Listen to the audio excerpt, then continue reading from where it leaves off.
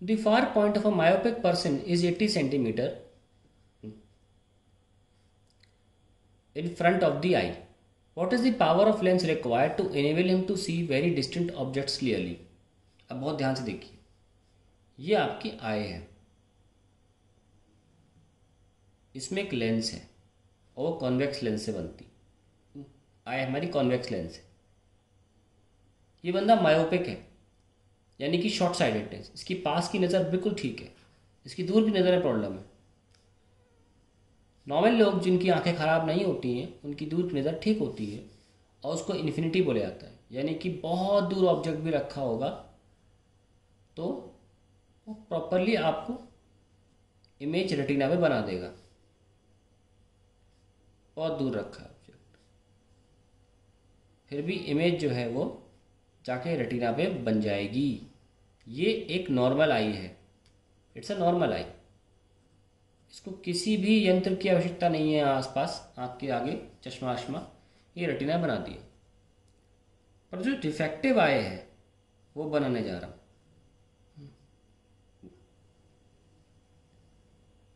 Defective आई का far point infinity नहीं होता, उसका फार पॉइंट थोड़ा पास में आ गया है।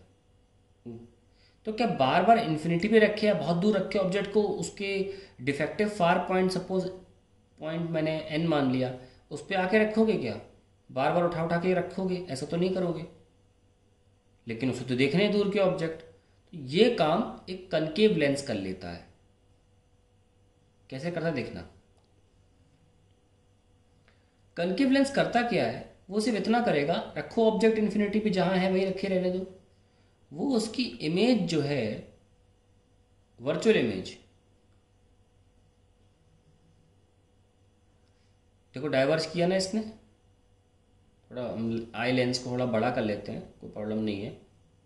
देखो डाइवर्स किया, हल्का सा डाइवर्स किया, तो ताकि इमेज वहीं बन जाए जहाँ बननी चाहिए थी। डाइवर्ट से फ़ायदा हुआ कि इमेज रेटिना पे बन गई, नहीं तो यहीं आसपास बन जाती पहले। और ये डाइवर्ट जो हुआ, ये बैकवर्ड प्रोड्यूस करेंगे, तो यहाँ पे लेंस जो है, देखो ये वाली इमेज तो ये लेंस बना रही है, पर ये कॉन्केव लेंस जो है ये बैकवर्ड प्रोड्यूस करके इमेज बनाती है एन पॉइंट पे। ओके, सो हमारे लिए अगर कनकेव लेंस आपने यूज़ करी है, तो चश्मा कनकेव लेंस वाला पहना है उस बंदे ने, तो उस चश्मे का पावर क्या होगा? तो उसके लिए हमें फोकल लेंथ कनकेव लेंस की निकालनी पड़ेगी, फिर रेसिप्रोकल करके पावर निकालेंगे। और फोकल लेंथ निकालने के लिए हमें फॉर्मूला पता है, 1/f is 1/v plus 1/u। ना, मैं एक अलग तरीके का कन्वेंशन फॉलो करता हूँ, रियल इज पॉजिटिव।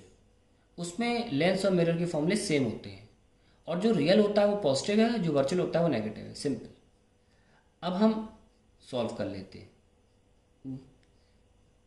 ये मान लेते हैं इस आदमी का डिफेक्टिव फार पॉइंट एक्स की दूरी पर है ऑप्टिकल सेंटर से, तो इमेज तो डिफेक्टिव फार पॉइंट बन रही है ना, तो वी की वैल्यू क्या होगी? -x। क्यों? क्योंकि इमेज वर्चुअल है, जो वर्चुअल है वो नेगेटिव है, और ऑब्जेक्ट को कि सचमुच का है, एग्जिस्ट करता है, रियल है, तो ऑब्जेक्ट पॉजिटिव रहेगा।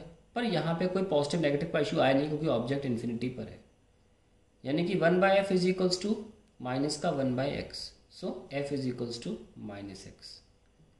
हमारे पास ये आंसर आ गया। अब ये डिफेक्टिव फार पॉइंट है जो कि हमको गिवन है 80, तो फोकल लेंथ इस आदमी के चश्मे की आ गई -80। तो यही तो ऑप्टिशियन चेक करता है, जब आप चश्मा पहनने जाते हो तो चेक करता है आपका फार पॉइंट है कहाँ, क्योंकि आपका फार पॉइंट ही आपकी फोकल लेंथ होगा चश्मे का, अगर आप मायोपिक पर्सन हो। और पावर के लिए क्या करते हो? 1/f into 100। ध्यान रखना 100 सिर्फ डायप्टर लाने के लिए कर रहा हूँ, क्योंकि सेंटीमीटर लगा हुआ है। तो 1/80 इंटू 100, दैट इज माइनस का 1.25, that is the final answer. So power is 1.25 dioptre negative, तो मायोपिक पर्सन का पावर नेगेटिव होता है। अब बाकी क्वेश्चन देख लेते हैं। In what way does the corrective lens help the above person? कैसे किया? By forming the image of the infinite of the object in infinity at its defective far point, है ना। इसको लिख लेते हैं, बी पार्ट को, छोटे छोटे पार्ट है।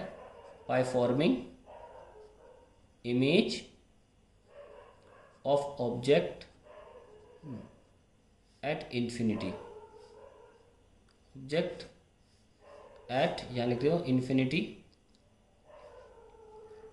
At the defective far point.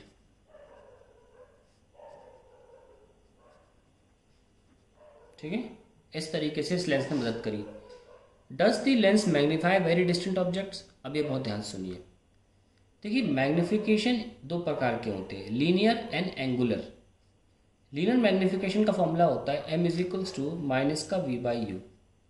इस लेंस ने किया क्या? इस लेंस ने आपकी जो इमेज है वो यहाँ बना दी है कि नहीं? तो इसमें क्या है, जो v है वो u से छोटा है, जो v है वो पास में है और u तो बहुत दूर है, बहुत बड़ा है u। तो मैग्निफिकेशन इस लेंस ने क्या किया, इस ऑब्जेक्ट को यहाँ पे ला दिया, तो लीनियर मैग्निफिकेशन घट गया, डिक्रीज हो गया, है ना। ये लीनियर मैग्निफिकेशन v कम होने की वजह से, u ज़्यादा होने की वजह से घट गया। तो ऑब्जेक्ट जो इन्फिनिटी पे रखा था, इस आँख के लिए इन्फिनिटी पे था, वो अब यहाँ आ गया है। तो ऑब्जेक्ट यहाँ के बजाय यहाँ आ गया है, तो लीनियर मैग्निफिकेशन ऑब्जेक्ट का छोटा हो गया। फॉर्मूले में देखिए, v छोटा है और u बड़ा है, पर at the same time object जो दूर था वो आँख के पास आने की वजह से उसका जो व्यू एंगल है, यानी कि उसको देखने का एंगल जो होता है व्यू एंगल, जैसे कि हम देखते हैं, आपको यहाँ देखिए, सपोज ये ऑब्जेक्ट है यहाँ पे रखा है और आई जो है वो यहाँ है ना। देखो ये क्या हो रहा है, ये है व्यू एंगल। पर अगर ये ऑब्जेक्ट पास आ जाएगा, सेम ऑब्जेक्ट पास आ जाएगा, देखो एंगल बढ़ गया, व्यू एंगल बढ़ गया। तो जिस फैक्टर से ये m घट रहा होता है, पास आने की वजह से उसी फैक्टर से ये एंगुलर मैग्निफिकेशन ये बढ़ जाता है। जिस फैक्टर से स्मॉल m घट रहा है, उसी फैक्टर से capital M angular magnification increase होता है। दोनों एक दूसरे के इफेक्ट को कैंसिल करते हैं, ऑब्जेक्ट मैग्नीफाई नहीं होता, ऑब्जेक्ट उसी साइज का रहता है। ठीक है, तो चश्मा लगाने वाले लोग बड़ा ऑब्जेक्ट नहीं देखते हैं आम आदमी से, वो वही साइज देखते हैं जो कि हम लोग देखते हैं, उनके चश्मा नहीं लगा होता है। ध्यान रहे, पास आने से एंगल बढ़ा, पास आने से इमेज बनने से m घटा, दोनों बराबरी से घटते और बढ़ते हैं, ऑब्जेक्ट पे अफेक्ट नहीं होता, इमेज पे अफेक्ट नहीं होता। Now the third part, explain carefully the above person prefers to remove his spectacles while reading a book. Why?